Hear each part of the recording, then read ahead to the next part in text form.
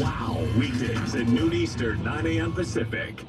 ElectronicExpress.com. We make it happen. A station built for you. WBUZ HD3 Laverne. WQZQ AM Goodlettsville. 8:30 a.m. Online on the Fan app. We are 94.9 The Fan, a Cromwell media station. And strategy breakdowns you won't find anywhere else. Give yourself an edge this Super Bowl and get the VEASAN Super Bowl betting guide by becoming a VEASAN Pro subscriber today at VEASAN.com/pro. That's VSIN.com/pro.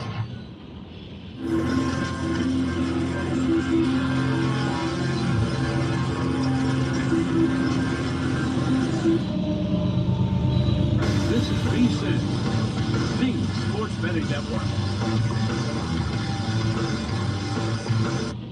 This is Live Bet Sunday on VEASAN, the Sports Betting Network.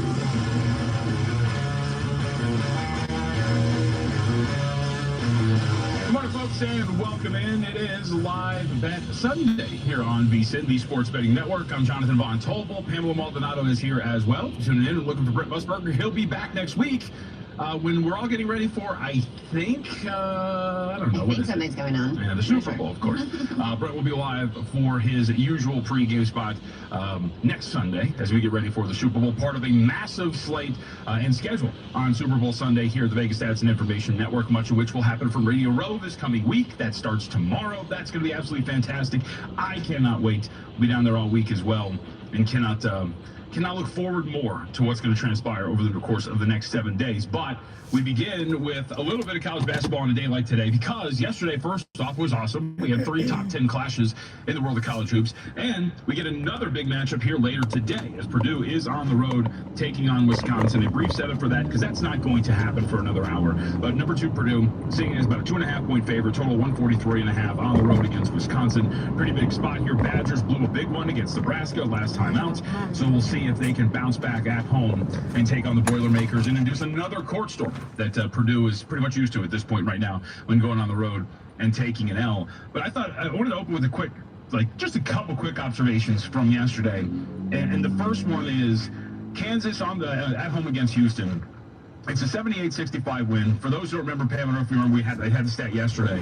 Yesterday was the 3rd time in 30 years that Kansas had been a home underdog. Kansas in those spots now over the course of those 30 years is now 3-0 straight up against spread yesterday. And something which was Houston offensively was fine, but it really started to kind of wear off in the second half. And it's been one of my worries for this team for a really long time now, which is Houston is also at inducing second chance opportunities, crashing the offense, and giving themselves an opportunity to score if the first shot offense is not working.